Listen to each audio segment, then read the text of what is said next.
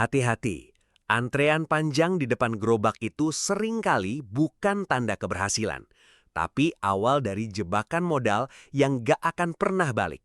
Aku mengerti banget apa yang ada di pikiran kamu saat melihat sebuah brand minuman atau makanan baru yang cabangnya tiba-tiba ada di mana-mana. Dan orang-orang rela antre berjam-jam cuma buat segelas minuman seharga Rp15.000. Kamu pasti berpikir, wah, kalau aku buka cabang ini di kompleks rumah atau dekat kantor, dalam 3 bulan modal aku pasti balik. Logikanya sederhana kan? Ratusan orang antre dikali harga jual, dikurangi biaya bahan baku.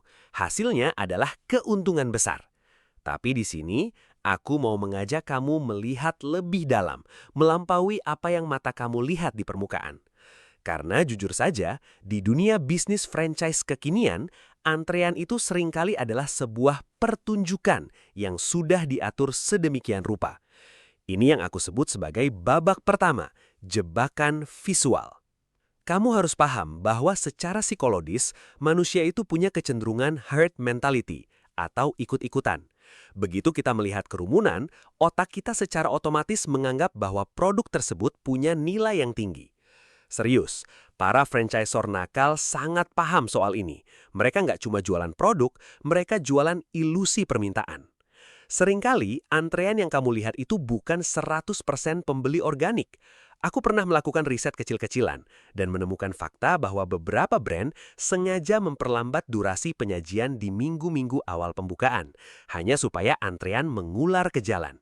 Semakin lama kamu menunggu, semakin berharga produk itu di mata orang yang lewat. Bahkan ada praktik yang lebih ekstrim lagi, joki antrean. Ya, mereka membayar orang untuk berdiri di sana, menciptakan keramaian palsu, agar kamu, calon mitra yang punya modal 50 juta sampai 100 juta rupiah, merasa yakin untuk segera tanda tangan kontrak. Mari kita bicara data. Sebuah bisnis yang sehat itu bukan dilihat dari seberapa ramai orang di bulan pertama, tapi seberapa banyak orang yang kembali di bulan ke-6. Istilahnya adalah retention rate.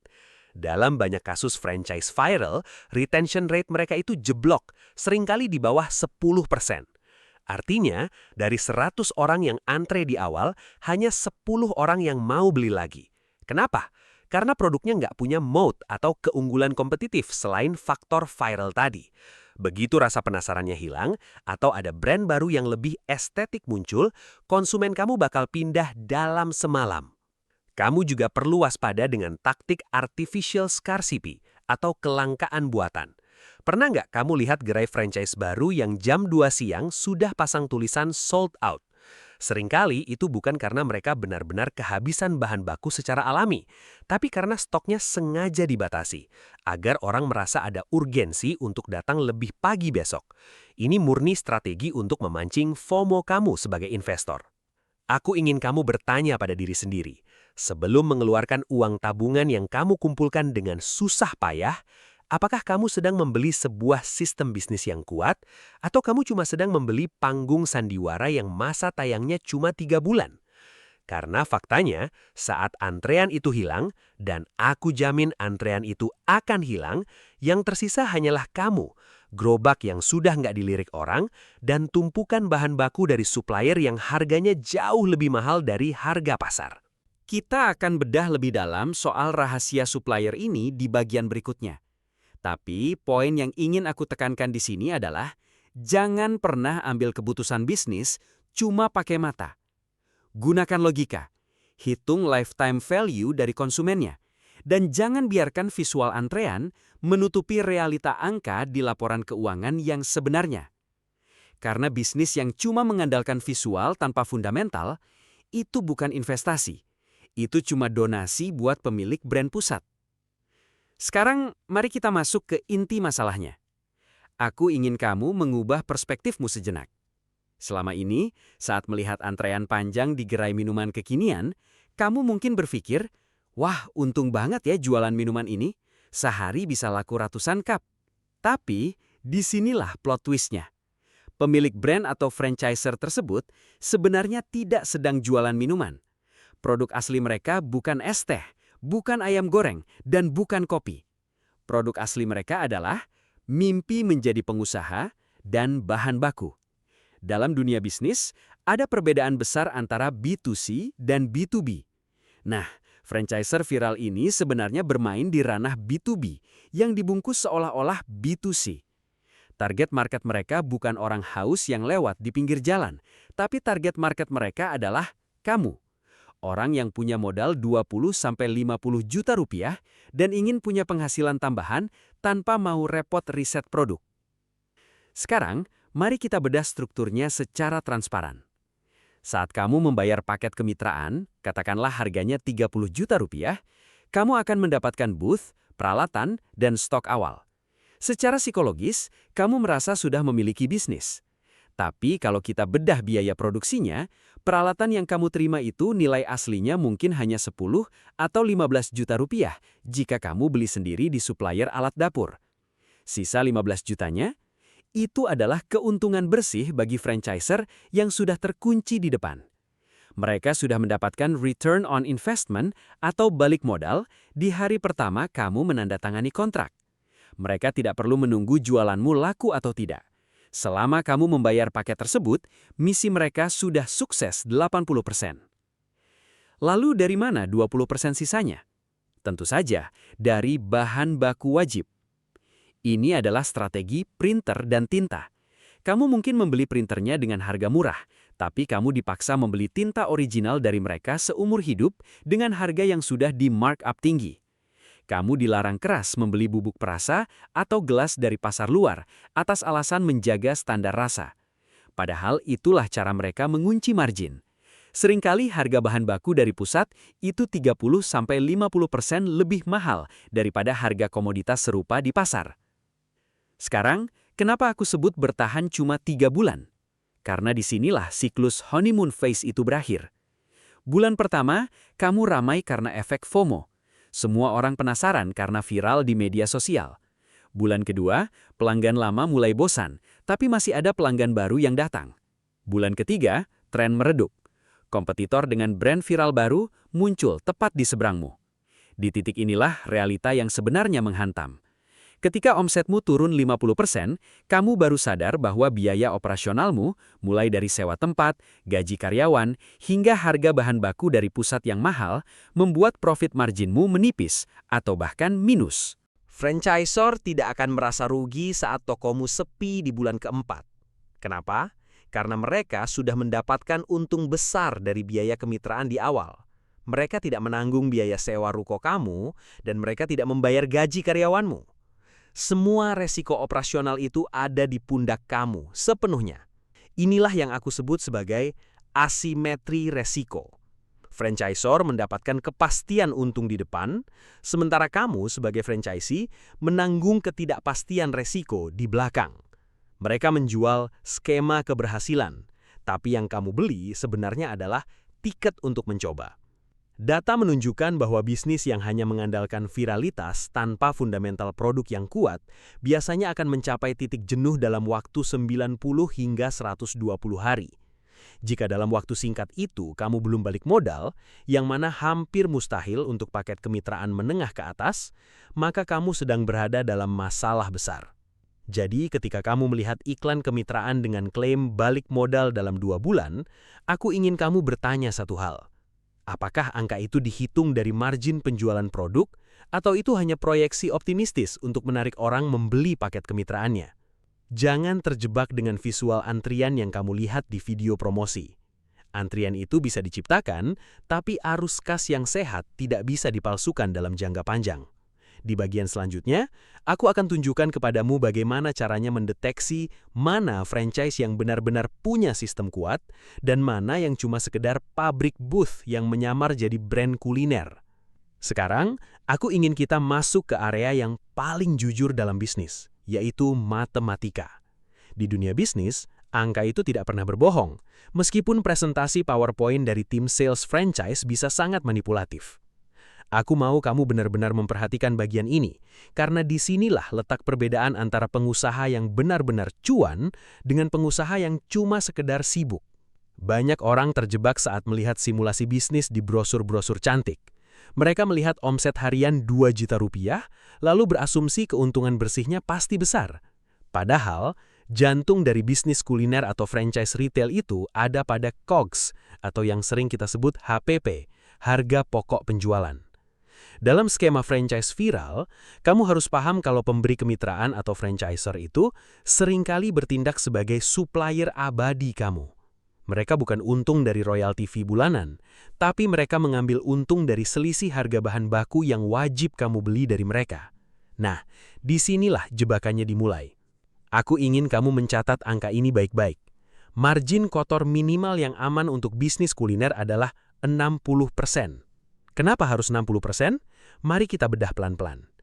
Jika kamu menjual satu porsi minuman seharga Rp15.000, maka maksimal modal bahan baku kamu atau HPP tidak boleh lebih dari Rp6.000. Artinya, kamu punya sisa Rp9.000 atau 60% sebagai margin kotor. Masalahnya, di banyak franchise viral yang haus supplier, mereka menekan HPP kamu di angka yang sangat tidak sehat. Aku sering menemukan kasus di mana untuk produk seharga Rp15.000, harga bahan baku dari pusat sudah mencapai Rp8.000 atau bahkan Rp9.000. Ini artinya, margin kotor kamu cuma tinggal 40-45% saja. Mungkin kamu pikir, masih untung 6.000 per cup, kalau laku 100 cup kan lumayan. Tunggu dulu. Aku ingin kamu sadar bahwa margin kotor 40% itu adalah resep bunuh diri pelan-pelan. Kenapa? Karena dari 40% itu, kamu masih harus membayar biaya operasional atau OPEX.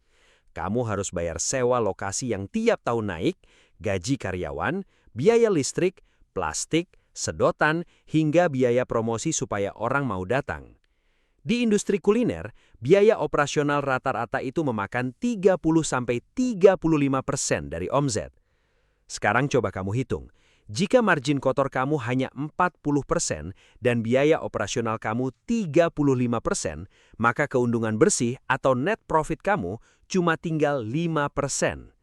Artinya, kalau ada gelas pecah, ada karyawan yang salah bikin pesanan atau harga gas naik sedikit saja, keuntungan 5% itu langsung hilang. Kamu bekerja dari pagi sampai malam hanya untuk membayar supplier bahan baku dan membayar tuan tanah tempat kamu sewa. Kamu tidak menyisakan apapun untuk dirimu sendiri. Inilah alasan kenapa aku selalu menekankan bahwa margin adalah pertahanan utama seorang pengusaha. Margin yang tebal, minimal 60% tadi adalah bantalan. Kalau bulan depan sewa tempat naik, atau kalau perlu kasih diskon besar untuk bersaing dengan kompetitor di sebelah, kamu masih punya ruang untuk bernafas. Tapi kalau dari awal HPP kamu sudah dicekik oleh supplier pusat, kamu tidak punya ruang gerak. Begitu tren viralnya turun sedikit saja, bisnis kamu langsung berdarah. Aku sering melihat para pemula yang terlalu fokus pada estimasi balik modal yang dijanjikan di brosyur. Mereka bilang BEP dalam 3 bulan. Tapi coba kamu periksa, apakah angka itu dihitung berdasarkan margin 60% atau margin 40%?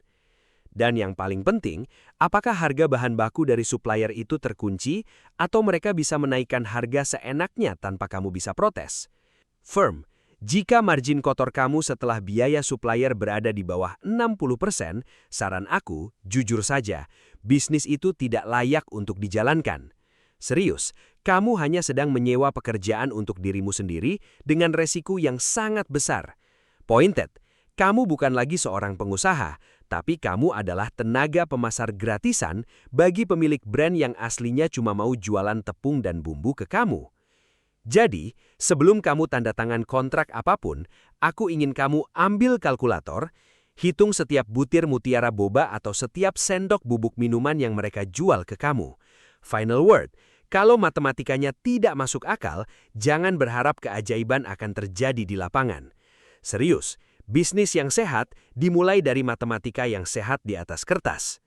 Sekarang, aku ingin mengajak kamu masuk ke tahap yang paling krusial, analytical. Sebelum kamu mengambil pulpen dan menandatangani kontrak apapun, aku ingin kamu melakukan sebuah audit mandiri yang sangat mendalam. Di dunia bisnis, kita sering sekali terjebak dalam apa yang disebut sebagai survivorship bias. Kita hanya melihat mereka yang sukses, yang antriannya panjang, tanpa pernah melihat ribuan lainnya yang tumbang dalam kesunyian. Langkah pertama yang wajib kamu lakukan adalah mencari outlet yang sudah berumur lebih dari 12 bulan. Jangan pernah, sekali-kali, menjadikan outlet yang baru buka 1 atau 3 bulan sebagai tolok ukur kesuksesan. Kenapa? Karena 3 bulan pertama itu hanyalah masa euforia atau honeymoon phase. Teman, keluarga, dan orang-orang yang cuma penasaran karena iklan media sosial itu masih ramai berdatangan. Tapi, bisnis yang sesungguhnya baru dimulai setelah bulan ke-12. Coba kamu datangi outlet mereka yang sudah setahun berdiri. Perhatikan, apakah kualitas produknya masih sama? Apakah keramaiannya masih konsisten? Dan yang paling penting, tanyakan kepada pemiliknya, jika kamu bisa, apakah mereka sudah balik modal? Jika sebuah brand franchise mengklaim punya 500 cabang, tapi ternyata 450 diantaranya baru buka kurang dari 6 bulan, itu adalah alarm bahaya yang sangat besar bagi kamu. Itu artinya, model bisnis mereka belum teruji oleh waktu, melainkan hanya teruji oleh tren sesaat. Langkah kedua, ini adalah bagian yang paling sering disembunyikan dalam brosur penawaran yang manis, audit klausula bahan baku. Aku ingin kamu membedah kontraknya dengan sangat teliti. Hampir semua franchisor mewajibkan kamu membeli bahan baku langsung dari pusat. Secara logika, ini bagus untuk menjaga standar kualitas. Tapi, secara finansial, ini seringkali menjadi lubang hitam bagi keuntungan kamu. Coba bandingkan harga bahan baku yang mereka tawarkan dengan harga pasar yang setara.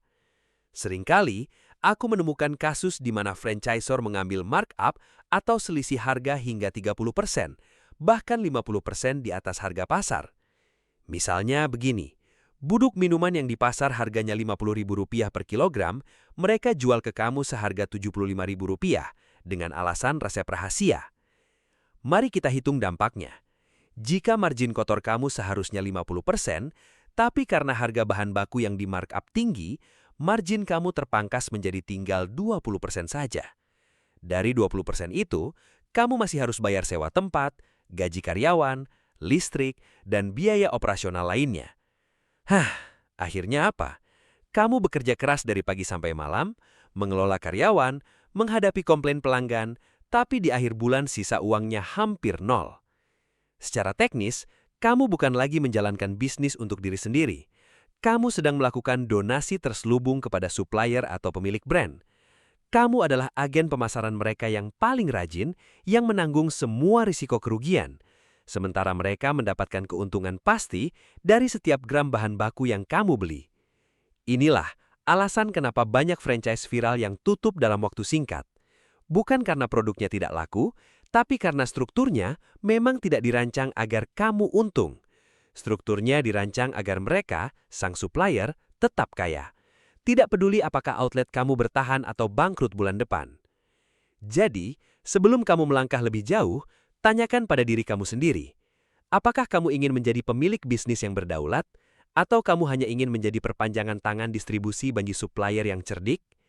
Jangan biarkan antusiasme kamu mengalahkan logika matematika kamu. Jika kamu merasa bedah bisnis seperti ini membantu kamu untuk lebih waspada dan cerdas dalam mengelola aset, jangan lupa untuk klik subscribe di channel Arah Bisnis. Aku akan terus membongkar realita di balik layar dunia bisnis dan startup agar kamu tidak terjebak dalam lubang yang sama dengan banyak orang lainnya. Mari kita bangun ekosistem bisnis yang lebih sehat dan transparan di Indonesia. Sekarang, aku ingin kamu berhenti sejenak dan melihat diri kamu dari sudut pandang yang berbeda. Setelah kita membongkar semua anatomi di balik tren franchise kirat ini, status kamu bukan lagi sekedar orang awam atau calon investor yang emosional. Kamu sekarang adalah seorang pengusaha strategis. Perbedaan besarnya ada pada cara kamu memandang sebuah peluang. Sebagai pengusaha strategis, kamu harus punya satu insting tajam yang selalu aktif. Mulai sekarang, setiap kali kamu melihat ada sebuah tren bisnis yang meledak dalam semalam, entah itu antrean yang mengular di media sosial atau gerai yang tiba-tiba muncul di setiap sudut jalan, ajukan satu pertanyaan kritis ini. Siapa yang sebenarnya sedang jualan? Pertanyaan ini terdengar sederhana, tapi ini adalah filter yang akan menyelamatkan aset kamu. Apakah pemilik brand tersebut benar-benar sedang berjualan produk kepada konsumen akhir karena kualitasnya yang superior? Atau jangan-jangan mereka sebenarnya sedang berjualan kesempatan bisnis kepada orang-orang yang sedang merasa FOMO. Ingat, dalam skema franchise viral yang kita bahas tadi, konsumen aslinya bukanlah orang yang mengantre membeli minuman seharga Rp15.000. Konsumen aslinya adalah kamu, orang yang membeli paket kemitraan seharga ratusan juta rupiah. Bagi supplier besar, produk retail hanyalah umpan, sedangkan mesin uang yang sesungguhnya adalah biaya lisensi, renovasi wajib, dan kontrak suplai bahan baku jangka panjang yang mengikat kamu. Aku ingin kamu selalu berpegang pada angka, bukan pada euforia. Bisnis yang sehat tidak dibangun di atas pondasi tren yang hanya bertahan 90 hari. Sebuah bisnis yang berkelanjutan butuh unit economics yang masuk akal. Kalau kamu menghitung bahwa payback period atau balik modalnya butuh waktu 18 bulan, tapi trennya diprediksi hanya bertahan 6 bulan, maka secara matematika itu bukan investasi. Itu adalah kerugian yang direncanakan. Jangan pernah biarkan rasa takut ketinggalan zaman mengaburkan logika matematika kamu. Pengusaha yang sukses adalah mereka yang bisa tetap dingin saat semua orang sedang panas mengejar tren. Mereka adalah orang-orang yang lebih memilih margin yang stabil dan berkelanjutan daripada lonjakan omset sesaat yang kemudian hilang tanpa bekas. Kita masuk ke era di mana informasi sangat terbuka, namun manipulasi juga semakin canggih. Tugas aku di sini adalah membantu kamu untuk terus melihat apa yang tersembunyi di balik layar. Aku ingin kamu menjadi bagian dari ekosistem bisnis di Indonesia yang lebih cerdas, lebih rasional, dan tentu saja lebih transparan. Jika kamu merasa bedah strategi dan logika bisnis seperti ini memberikan perspektif baru yang kamu butuhkan, pastikan kamu klik subscribe di channel Arah Bisnis. Aku akan terus menemani perjalanan kamu dengan konten-konten yang berbasis data dan realita lapangan, agar setiap keputusan bisnis yang kamu ambil selalu didasari oleh strategi matang, bukan sekedar ikut-ikutan. Tetap rasional, tetap fokus pada angka, dan sampai jumpa di bedah bisnis selanjutnya. Aku pamit, dan mari kita bangun bisnis yang benar-benar kuat dari akarnya.